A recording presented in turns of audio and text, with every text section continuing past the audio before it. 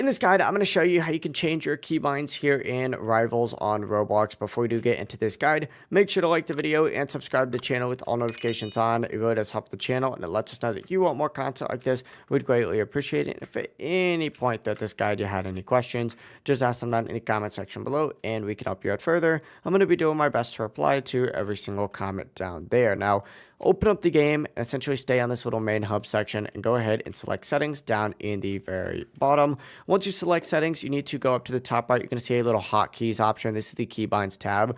Go ahead and select this and you'll see all of your current controls. To actually change a keybind or hotkey, go ahead and find whatever it is that you're trying to change. Hit the little pencil icon on it and then just select whatever button it is that you're trying to adjust it to. Now, obviously I kept this at the exact same.